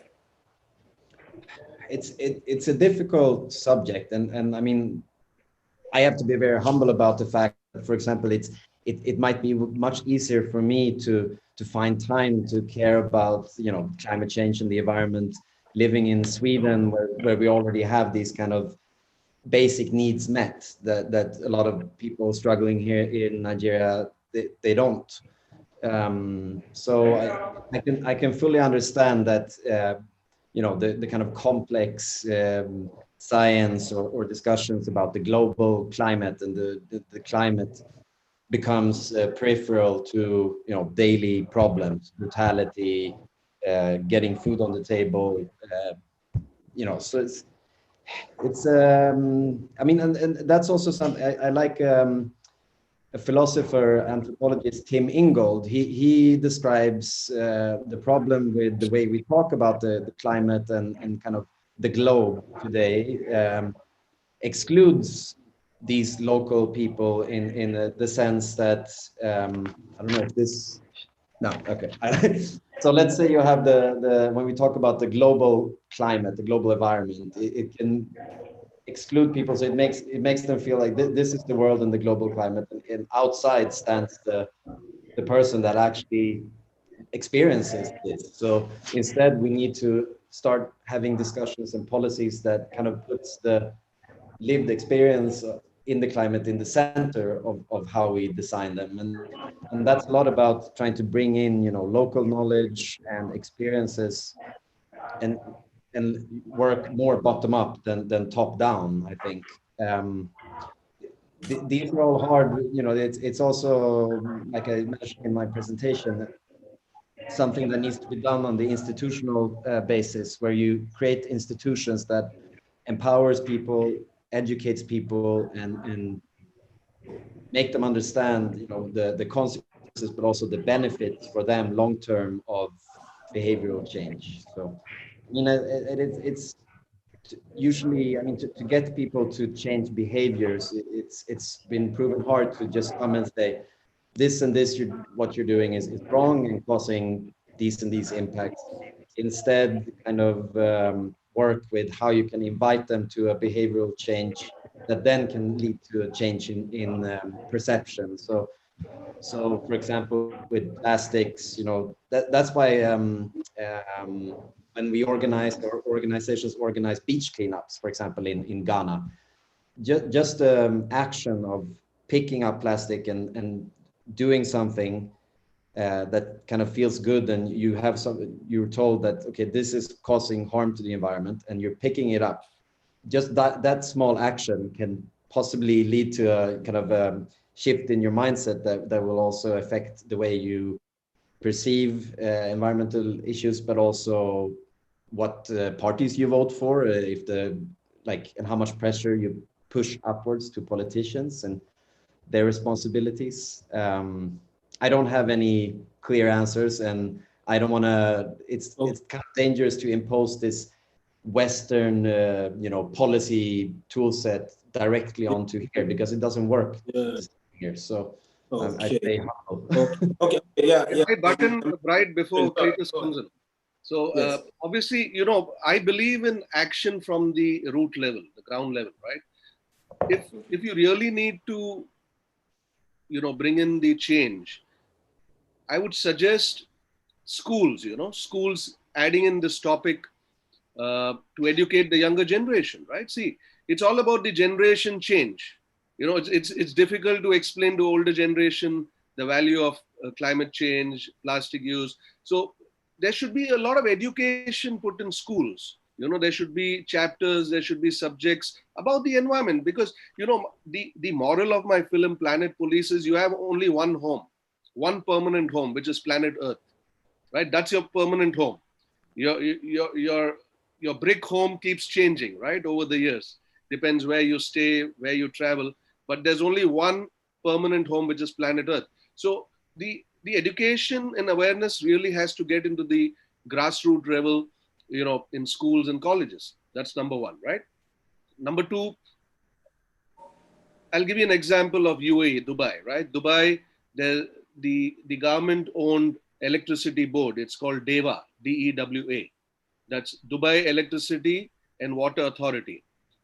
Every month we get a bill. It's called a green bill, right? It educates that person whether he's in the green zone or the red zone, whether he's using electricity more than he requires, understanding the size of his home, understanding the members in his family. So, and you get calls sometimes if you're in the red zone asking why you're wasting water.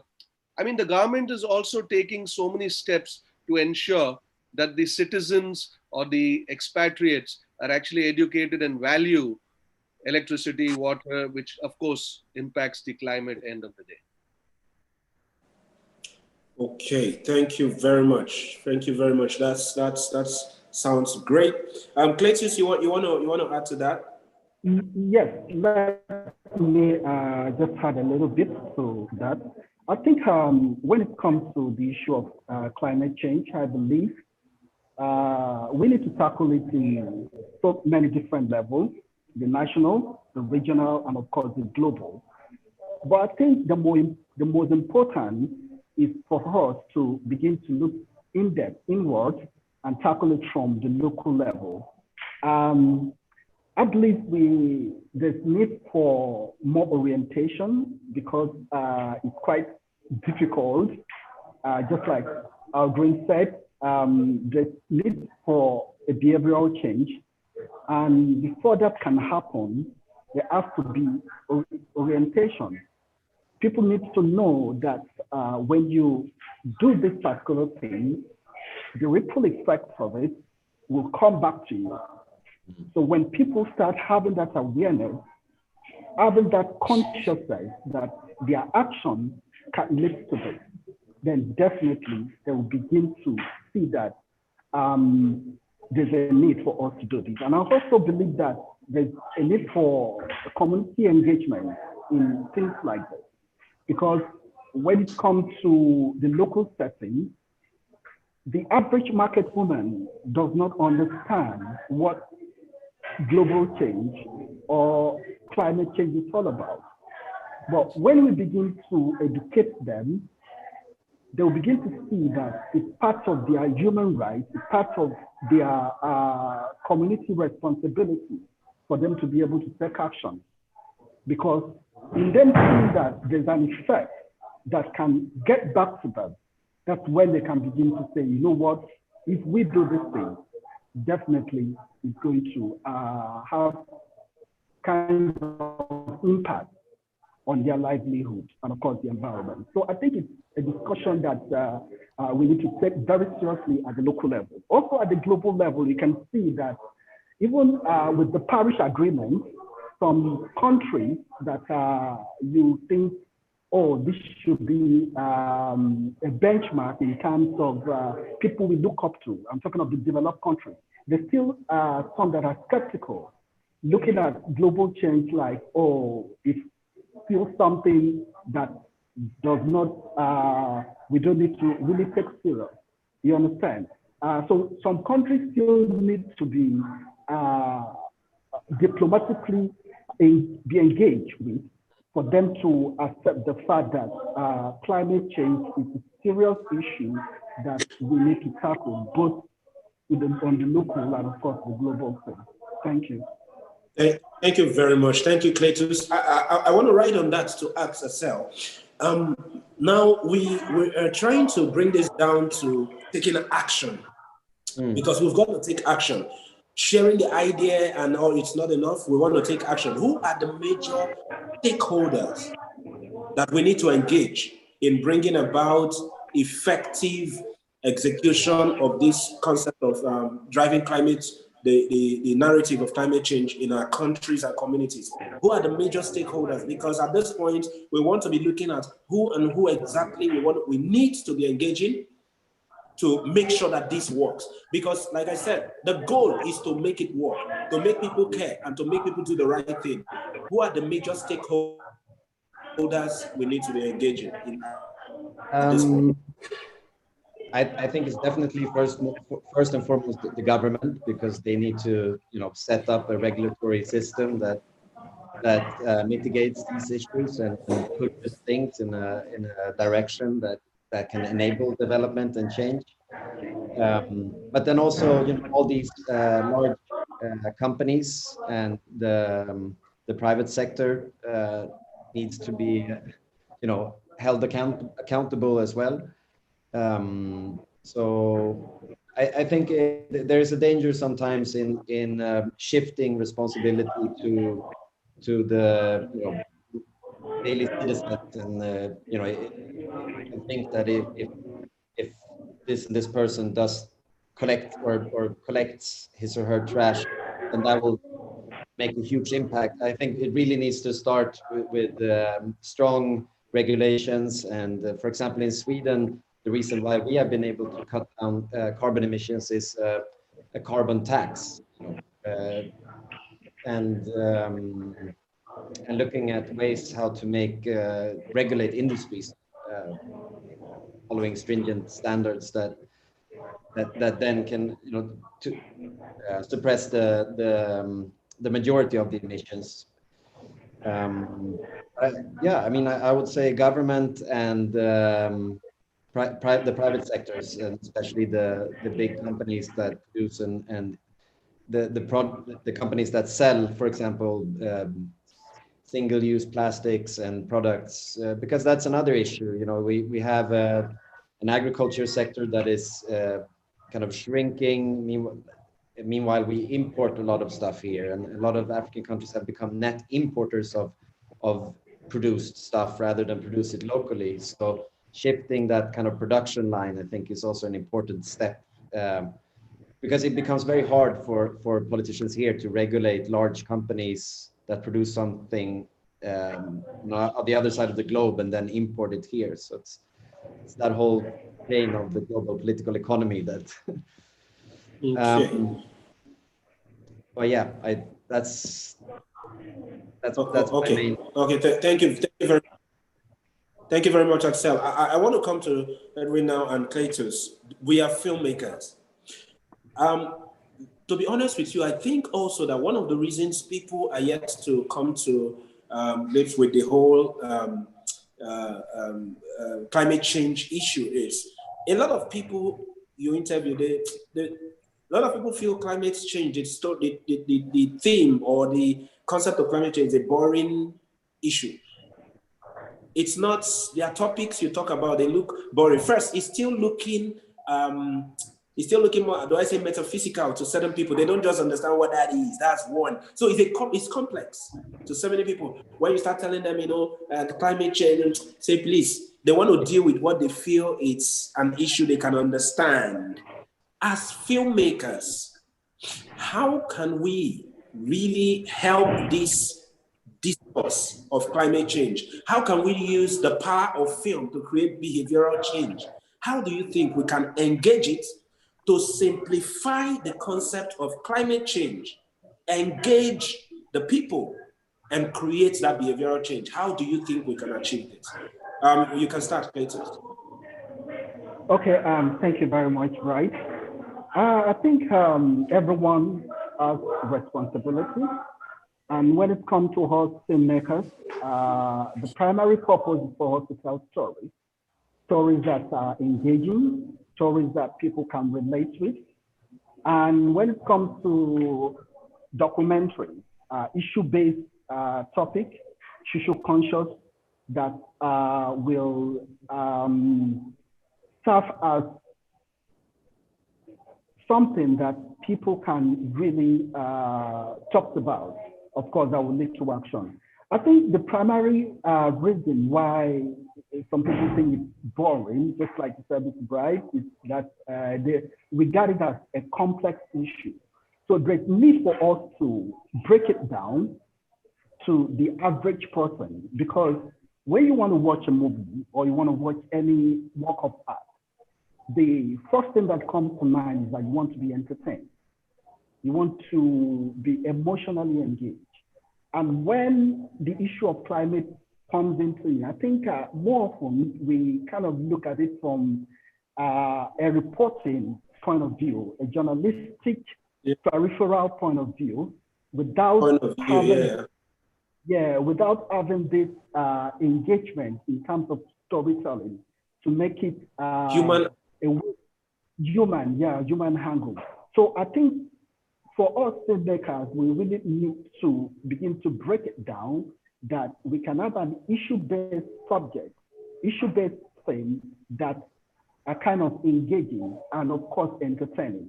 And then subliminally, we can be putting these subject matter into it. It's not just documentary, because sometimes someone may feel down. What comes to mind is to have something that will elevate your spirit. And of course, documentaries on climate change is not going to come into mind. But when we begin to put these issues into even cartoons, even things musical, we begin to educate and bring it into the work of art, people begin to see it. Just like you have in movies, you have product placement. You know, they don't put it to your face. They'll just put it somewhere. So you are saying it, and subliminally, it's getting to your mind. I think as filmmakers, we need to have that responsibility that in as much as we want to make film for entertainment, in as much as we want to make film for financial purpose, we also hold our environment, that corporate social responsibility, let me just call it that, for us to begin to put those things, just like you have messages, education articles being put in cartoons for children to absorb. We can begin to do it like, okay, this are actually the right way of doing things so that there can be a behavioral change. I think that for me, we as filmmakers. Thank you very much. Thank you, Cletus. Let's hear from you, Ashwin. Well, you know, I would like to mirror what Cletus said. He covered some very important points. Of course, you know, cartoons is something which, you know, kids and even adults, I love watching a Tom and Jerry even today, you know.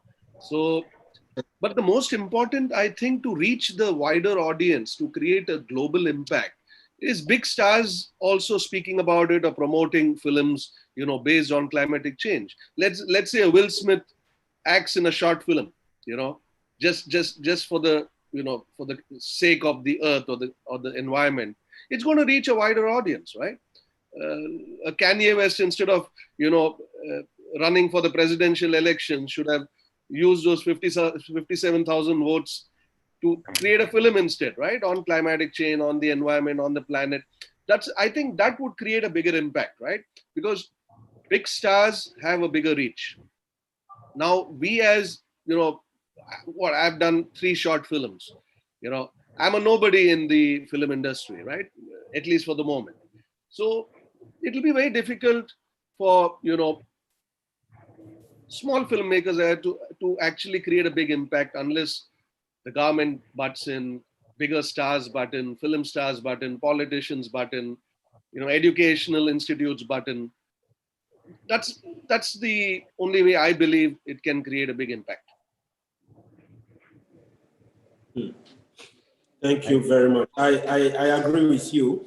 I agree with you. We had a lot of films, you know, that were made in this, that were entered into this festival. We had 4,731 film entries.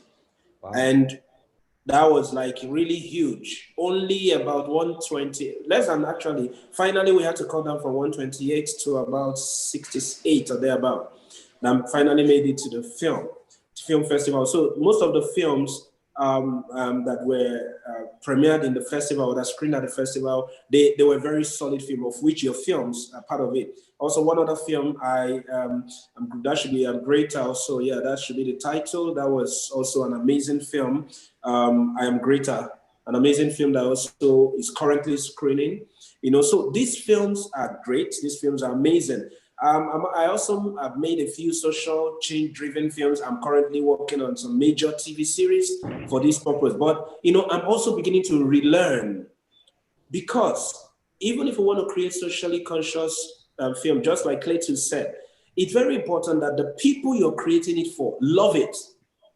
Nobody wakes up to say, I want to watch a film on social change, or I want to watch a film on climate change. No, I don't think people really wake up to do that. Unless there's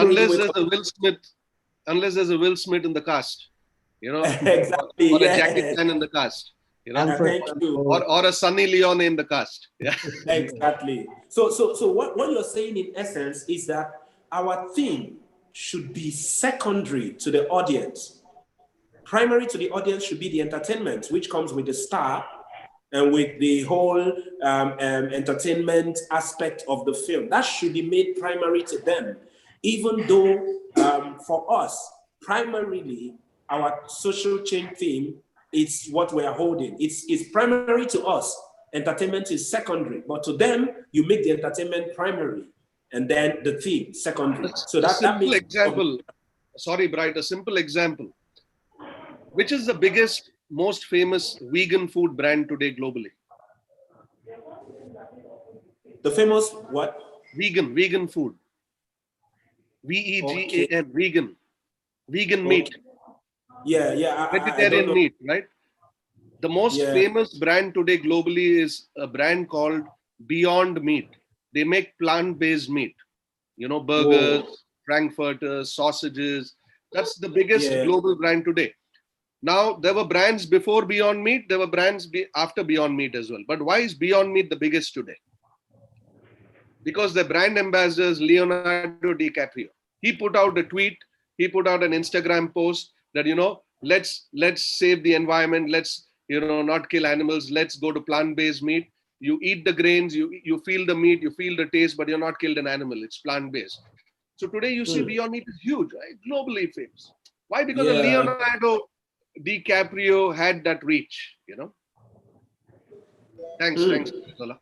That's very interesting, Ashwin. Very, very interesting. Solid example you've given. Okay, I want to ask Axel, we want to make this film. We want to make climate change very, very interesting for people to watch, to engage in. Because when you engage the people, it's easier for you to get them to change behavior. But when they're not even interested in the engagement, it becomes a problem. So we want to rightfully engage them, even as filmmakers. I can assure you that Cletus is planning his next big budget film, small budget film, medium budget film, but he needs money for it. Likewise, Ashwin. So most of us filmmakers who really want to do this stuff, we need resources to be able to do it. Like your organization, how much is your organization willing to engage filmmakers? You know, because trust me, filmmakers can make this stuff demystified, okay? But filmmakers also, those of us who work in the social change space, we know that when you make socially conscious film, most times, a lot of them are not very commercial. Okay, that's the truth. It's not as though you can make both, but a lot of times, if you might be sacrificing purpose for profit. That's the truth. The man who owns the biggest TV station, he tells you, see, I have this business to make money, not to inform the world about anything. So whatever will make money for them, if a woman needs to go naked and people will pay for it, that's what they will do. They are not out there. The biggest TV stations in Africa, here in Nigeria, DSTV and the rest of them, they will tell you we're here for business. So they are not really here to make people care about climate change. But there are filmmakers who are ready to pick this up, and they may not be having those big distributors back them because those distributors are purely out for profit. Now, it doesn't mean the filmmakers can make a film that can be social change impactful and then also profit oriented. You can actually do that, but sometimes they are not exactly the same path. So one of the conversations we had in the first day of this festival, Film as a Tool for Change, we actually discussed the fact that sometimes filmmakers, we might be looking for our audience in the wrong places, and we might be looking for our sponsors in the wrong places. The average man who wants to make a film for money is not giving you the film to change the world. So it's organizations like Embassy of Sweden, Ford Foundation, MacArthur Foundation, Bill and Melinda Gates, and the rest of them that can, because this is at the heart of your vision. So the question now to Axel is, how much is your organization really willing to help the movement of filmmakers like this to help demystify social change and create behavior and demystify climate change and bring about behavioral change? I mean, we're very keen to help as much as possible because climate is a big part of our kind of foreign policy. So all embassies across the globe, Swedish embassies, have this as a top priority, and within that falls communication. That said, the embassies themselves don't have a huge fund or pot of money that we can kind of push to different projects, but we can help create awareness and also try to use our resources to get the funding maybe through other channels or match make basically. But I know in Sweden, the Swedish Film Institute, they're focusing more and more and pushing funds to documentary and this type of films. So I mean, it's like you say, it's unfortunate that the film industry looks the way it does in terms of funding. And I've been working actually with film and animation for a couple of years prior to this. I know exactly what you talk about. But I think a great example is, again, Greta Thunberg and her latest movie, I Am Greta, and to be able to show to people that are funding these films that they can become, you know, big and global, even though the message is not purely entertainment. But and another example would be David Attenborough's latest film, A Life on Our Planet. Another example. Yeah. So. Okay. Thank you very much. Can I just add a point, Bright? Yes. Yeah. Go ahead. Okay. You know, I don't know if you guys watch Bollywood movies, Hindi films. Yes, we do. There's always a disclaimer about smoking and drinking before the film starts, you know? Yeah. That smoking is injurious to health, drinking alcohol is injurious to health. Although we love all of them, we love to do it, but it's injurious to health, right? So similarly, you know, even if certain production companies or certain cinemas or even, you know, OTT platforms like Netflix and Amazon or whatever, even, you know, try to expand a little bit about climate change. You know, why, you know, saving electricity, water, not littering is very important to the community. It's not only about cigarettes and alcohol every time. It's also about your planet, right? The planet you're living in. So I think, you know, there should be a couple of disclaimer ads or, you know, simple messages about climate change by production homes, by cinemas, just like they are focusing on cigarettes and alcohol. Okay. All right. Thank you for that input. Let's get a final word from you. Yes, I think one of the things we should also be mindful of is when it comes to distribution. Because yeah, we as filmmakers, we create this work of art, which of course we can easily find financial strength here and there. I think the issue of having that, fostering that strong partnership with companies, organizations that others belong to will really help filmmakers to know how to formulate impact distribution strategy that definitely when you've done your film as a filmmaker, you can have this pathway that the people will now say, you know what, this is now in our domain. We can begin to strategically create awareness, either through community campaign, engagement, civil policy making, things that can make the film to go far and wide. You understand? Because for us filmmakers, majority of us, I'll tell you, we are so more into the let me say the poetic, the storytelling aspect of it, the art form, and when we create this.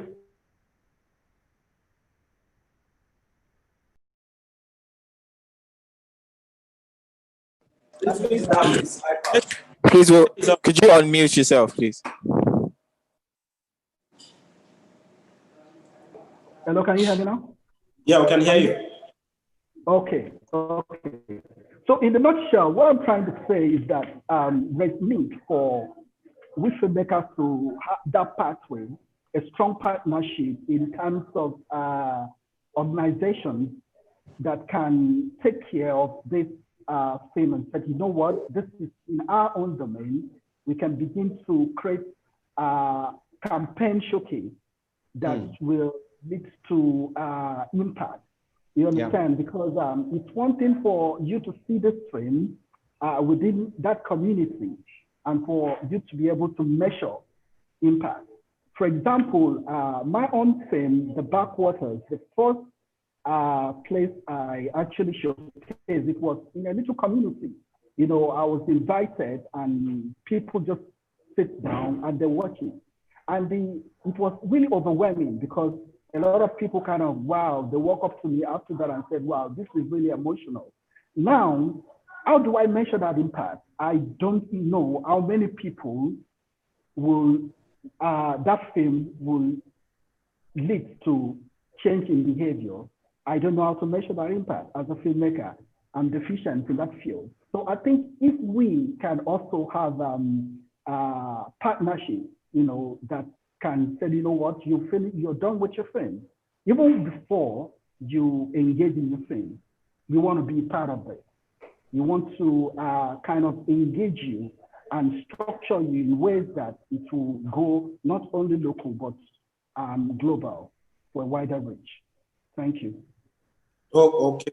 Thank you very much, Cletus. One of the sections we had with University of Cape Town, South Africa, their media and film study unit, I think one of the major conversations that was emphasized is about impact design.